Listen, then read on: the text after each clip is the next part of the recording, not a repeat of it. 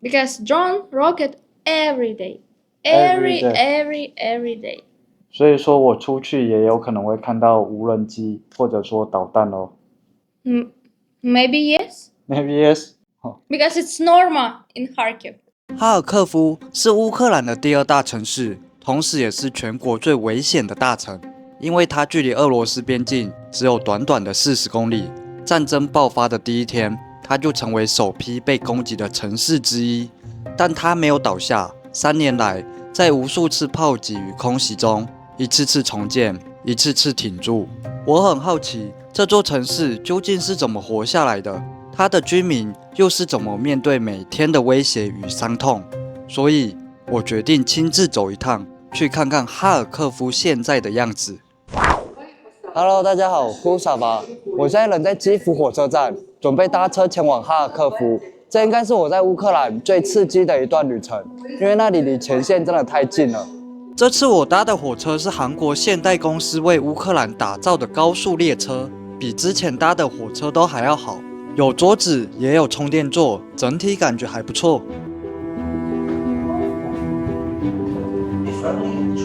搭了5个小时的火车，终于抵达哈尔科夫了。前阵子看新闻，普京宣称会在圣日历前后对乌克兰停火3天。在基辅跟朋友聊天的时候，我说我打算趁着这段时间到哈尔科夫看看，因为我暂时相信普京说的话。他们都说我疯了，居然会相信他的话。在乌克兰，没有人会相信这种承诺，但我还是来了。那现在我要先去青旅 check in， 之后再带你们看看哈尔科夫的现状，还有这里的人是如何在战争中撑下去的。我现在已经来到旅馆了，这是我住过最酷的旅馆。你们看这边，居然还有反坦克火箭筒。请问这里最近有导弹攻击吗？ Обстрелы в Харькове каждый день. Иногда прилетают только дроны, иногда дроны и ракеты. Но не было ни одного дня, чтобы в городе было тихо. Каждый день где-то происходят взрывы. 但这3天应该会比较平静一点吧？普丁不是说这3天不会攻击？ Нет, это абсолютная ложь, потому что уже были ранее договоренности о приостановлении огня на сутки и на более долгий срок. Но ни разу ни Путин, ни Россия своих слов не сдержали. В эти дни были обстрелы, в том числе и Харькова, в обычном режиме. Прилетали дроны, разрушали многоэтажки, предприятия. Вот эти его обещания о приостановлении огня, это только на камеру с его слов. Ракеты как прилетали, так и прилетают. И в эти дни, когда были договоренности, и во все остальные. Путин liar. 所以你觉得这3天还是会遭受导弹攻击，或者说无人机的袭击就对了。Quiet in Kharkiv? Yeah. No. Я не верю, что в эти дни будет тихо в городе, потому что все предыдущие разы, все эти договоренности были нарушены. Вот увидишь, сегодня вечером ты будешь слышать взрывы. Так было раньше, сегодня будет то же самое. Ни Путин, ни остальные ни разу не сдержали свое слово о приостановлении огня. 那你生活在这里都不会紧张吗？都不会害怕吗？ Я не выезжала из Харькова с тех пор, как началась война. Я привыкла, как и многие жители Харькова. Мы просто продолжаем жить так, как можем. Мы украшаем свой город, мы наводим здесь порядок, мы ходим на работу, мы стараемся как-то себя поддерживать. Нам всем страшно, но мы привыкли. И, наверное, это самое страшное, привыкать к такому. 探索这座城市的第一个地方，我决定先来看看战争初期的一个俄军据点。现在这边是一个废墟，但听柜台的妹妹说，这里原本是一间正常运作的学校。战争初期的3天，俄军就攻进了城市，还占领了这座学校。为了收复这个地方，乌克兰军队后来展开了军事行动。从这栋建筑的外观就可以想象，当时的局势有多么的紧张。墙上留下许多冲突过后的痕迹，有些墙体明显受损。整栋建筑已经没有修复的价值，所以这里就变成了废墟。我现在来到学校的后侧，没想到还可以看到小朋友在篮球场上玩耍，旁边的游乐设施也保存得相当完整。这里还有一座相当不错的足球场。我很难想象这座学校对于当地人来说有2种截然不同的记忆，一边是过去的伤痕，一边是现在的笑声。离开学校，我现在来到哈尔科夫的心脏地带自由广场。这座广场是乌克兰最大的城市广场之一。战前，这里是各种活动、庆典和市民集会的地方。但在战争爆发后，这里的风景也变得不太一样了。你看旁边这栋建筑，上面的窗户也都被木板所取代。广场对面这栋建筑是哈尔科夫的市政府大楼。2002年的时候遭受到攻击，受损严重，目前也是一个废墟。说真的，其实还蛮可惜的，因为我觉得这栋建筑还蛮有美感的。在广场的这一侧还摆放着一些展示品，这个展示牌显示今天是第几天了。这个展示品是用一枚导弹的外壳所制作的。从说明牌上我们可以知道，它是在2015年被发现的。帐篷的门现在是关着，具体的功用是什么我不知道，但是它上面的文字写着一切都是为了胜利。这里还有另一个艺术品，是用多枚火箭外壳以及数枚炮弹制成的椅子。这边还有展示军服和一些军事相关的资料。我现在来到了市政府的后侧，没想到这里也受到了波及。虽然时间已经过去了3年多，但是还是可以看到当时留下来的伤痕。走在这样的空间里，让我不禁思考，这一座城市该如何重新出发。这是哈尔科夫的市中心，希望这边可以早日恢复它原本的样貌。离开宁静的广场，我现在来到哈尔科夫另一个完全不同的地方——阿卡德米卡布拉巴秀法市场。这里曾经是城市最热闹、最有活力的角落。千万别小看这个市场，它可是乌克兰最大的市场，占地75公顷，相当于105个足球场那么大。战前，这里有超过15000间店铺，提供超过5万个工作机会，是哈尔科夫的经济命脉。但战争让这一切变了样。据报道，市场约有15公顷的区域被摧毁，约占整体面积的20%到30%。但即便是没被炸的地方，也冷清的异常，很多店铺仍旧大门深锁。我原本以为这里会慢慢恢复，但没想到过来这里之后，看到的是一个半开放、半废弃的空间。部分区域正在重建，有些摊贩重新开张，但整体来说，市场还在努力恢复原本的生机。旅行8个月，原本带了5双袜子出来，结果破了3双，现在只剩2双可以穿。刚好来市场，顺便买一下袜子好了。How much is it? Okay, thank you. 2双运动袜80当地币，折合台币大概64元，好像还可以哦。我看很多店家都没有营业，这3年的生意是不是变了很多Бізнес став плохо на 50%. 差了50%，没想到这生意也差太多了吧？没想到这里还可以遇到越南人，这里也蛮多乌克兰人来买越南泡面。这里有很多越南人吗？ Hiện tại thì ít, trước kia thì nhiều. 那现在和以前分别有多少人在这边？ Trước đây khoảng 5.000 người, bây giờ khoảng trên dưới 100. 以前有5000人，现在不到100人，这也差太多了吧？这个差距也太大了吧？那他们都去哪里了？ Họ đi các nước châu Âu khác, nước Mỹ, nước Úc, Canada, nói chung là các nước khác, không có chiến tranh. 那你觉得他们还会回来吗？ Chắc còn lâu lắm, có một số rất ít quay lại. 那你会选择继续留在这里吗？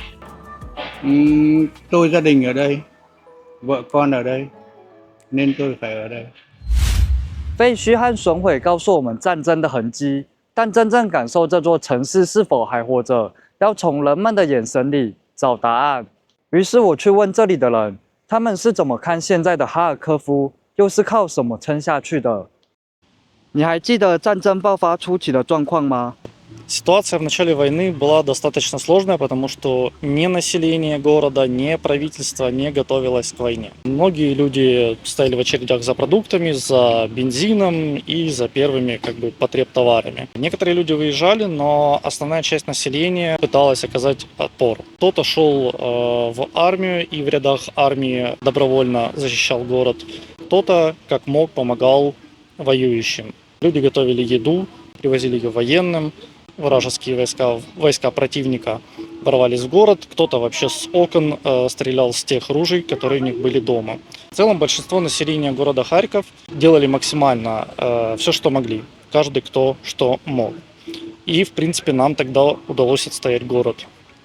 Все началось в 4 утра. Начали взрываться вокруг снаряды, и из окон было видно, как разрушаются дома.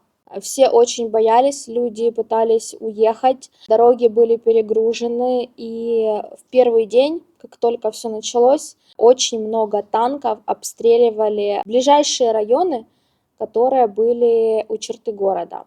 Я оставалась дома, и мой дом был расположен с той стороны города, где русские солдаты заезжали в Харьков. Было очень страшно, и мы не понимали, что делать дальше, и, если честно, не все люди понимали и осознавали, что началась война. 你有想过去其他更安全的城市吗？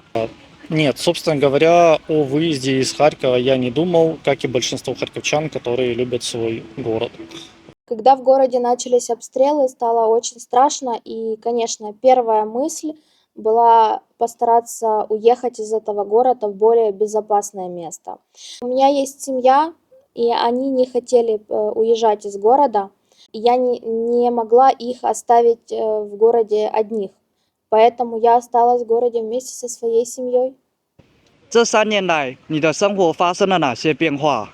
Да, наверное, достаточно сложно сказать, потому что для многих во время войны время так идет, что 3 года прошли, наверное, как один день. В принципе, кого не спроси, я думаю, многие так ответят. У меня многие знакомые уже либо погибли на войне, либо пропали без вести. В многих семьях все очень сложно. За эти 3 года пересмотреть определенные ценности в своей жизни, и по-другому смотреть, скажем так, на жизнь, на каждый прожитый день и ценить каждый день то, что у нас есть. Сложно точно сказать, как именно изменилась моя жизнь после начала войны. Я также хожу на работу. У меня есть друзья, с которыми я вижусь. Появилось больше тревоги и страха. Каждый день я слышу сирены. Каждый день я слышу взрывы.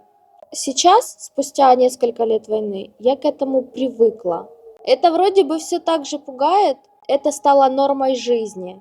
Сейчас жизнь, можно сказать, даже восстанавливается, потому что, несмотря на большое количество сирен, которое, кстати, сейчас громко воет, жизнь продолжается. Я все так же пытаюсь строить планы, мечтать. Просто в моей жизни с приходом войны добавилось больше тревоги и больше страха.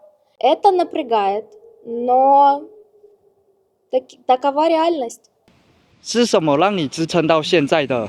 Всего, прежде всего, понятно, там семья, близкие. В целом сам город, прежде всего, поддерживал эта война, триумф зла, но, наверное, поддерживала то, что во время, этого периода приходилось встречать много хороших, добрых людей, которые совершали много хороших, добрых поступков и поддерживали друг друга. Все это время меня поддерживала семья, общение с друзьями, любимая работа, надежда на то, что война скоро закончится, и мы все так же сможем легко путешествовать и не бояться, что в любой момент может оборваться жизнь с прилетом ракеты. 在乌克兰，麦当劳不只是一家速食店，它对很多人来说也是和平与稳定的象征。但在哈尔科夫，所有的麦当劳分店从战争爆发后便一直停业至今。对居民来说，这是一种缺席的象征，也是一种现实的提醒，生活还没有恢复正常。即使麦当劳关了，这里还是有不少让人意外的在地素食，就像这一家buffet，它不是我们想象中的buffet，而是哈尔科夫的在地连锁披萨店。你可以把它想象成哈尔科夫人自己的家常披萨店。这家店从2002年开到现在，已经有10几家分店。虽然不是什么时尚餐厅，但却是很多人从学生时代吃到成家的日常滋味。刚刚点了一个披萨，还有一杯格瓦斯冷汤。这虽然叫做披萨，但是它跟我们想象中的披萨不太一样。你看它这个披萨是长条状的，然后它这个底很厚。这里的厚饼披萨跟台湾的厚饼披萨完全不一样。它的饼虽然一样都是厚的，但是这里的饼比较蓬松，也比较好吃。至于上面的料有一点少，但整体来说还是不错吃的。来喝喝看这格瓦斯汤，这是一道俄罗斯和乌克兰的传统冷汤，听起来可能有点特别。它的汤底不是高汤，而是格瓦斯，一种用黑麦面包发酵出来的饮料。配料则是切丁的马铃薯、小黄瓜、水煮蛋，还有鸡肉。喝起来微甜微酸，还带有一点点气泡。对于很少喝冷汤的我来说，我不会说我很喜欢这道汤，但它的味道真的很特别。如果你们有机会来的话，可以自己来尝试一下。在这样的城市里，人们依然过着平凡的日子，但在平凡的背后，也有不平凡的坚持与勇气。像是 Igoria 和他的妻子 Natalia， 两位都是土生土长的哈尔科夫人。自从战争爆发后，他们没有选择逃离，而是每天和志工们在一起，在简单的厨房里准备热食，免费送给还留在城市里需要帮助的人。今天这边还有一个特别的活动，就是免费发放2手的衣物给大家。这样的活动并不是天天都有，主要还是看募集到的物资多不多。如果这个月募集到的衣服比较多，就会像今天一样发放2手衣物；如果募集到的是日常用品，那就会变成发放日常用品。所以每次活动的时间和内容都不一定，全看当时募集的情况。而在另一边，还有不少人排起长队，等着领取爱心午餐。在这里，我发现他们带来的容器五花八门，甚至有人用玻璃罐来装汤。看得出来，生活再困难，大家还是想办法过日子。大部分的人是外带，但也有一些人会留在店里享用美食。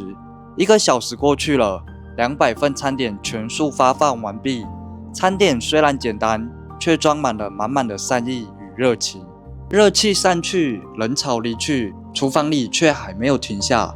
有人在洗锅，有人在擦桌，还有人在聊着刚刚的片段。这些被忽略的细节，才是一场活动真正的余韵。不是盛大，也不是轰动，只是默默完成了一件值得的事。收拾完一切，我和娜塔莉亚坐了下来。我趁这个机会问了她几个问题，关于她所做的这一切，还有背后的故事。你为什么选择免费帮助这些人？ Це було рішення прийнято в перший день війни. Ми з моєю родиною вирішили робити все можливе для підтримки нашого народу. 你觉得这样的行动有什么意义？ Перш за все, це підтримка людей в такий тяжкий час. Люди не повинні зневіритися і повинні розуміти, що ми єдині і друг для друга зробимо все можливе для того, щоб ми витримали цей тяжкий момент в нашому житті. 这些食物从哪里来？ Ця їжа, можна сказати, з усього світу. Допомагають волонтери, допомагають фонди, допомагають обичні люди, навіть наші українці, у котрих є гуманітарна допомога, але її не вживають і приносять нам. 目前有没有遇到困难的地方？ Звісно, труднощі є, бо вже 4-й рік війни, і чим далі, тим складніше. Труднощі є в платі комунальних в оренді, взагалі в фінансуванні треба. І ми ще займаємося людям, підтримуємо їх гігієною, підгузками інвалідів, діток. Тому підтримка нам дуже важлива і потрібна. 有没有让你特别难忘的时刻？ І мене дуже вразив один випадок, коли чоловік, мабуть, років 60, плакав над їжею.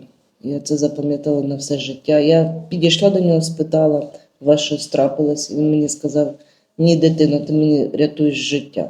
Я один, мене немає дому, його розбили. І мені навіть нема де їсти зварити. Мені дуже це запало в серце, і я, знаєте, ради цього працюю. 战争让一座城市遍体鳞伤，也改变了许多人的生活。但走在哈尔科夫的街头，我看见的不只是废墟与伤痕，更多的是不愿意放弃的坚持，还有彼此之间最简单的温暖。或许和平还很遥远，生活也没有完全恢复，但正是这些留在原地的人，用日复一日的努力，让这座城市还活着。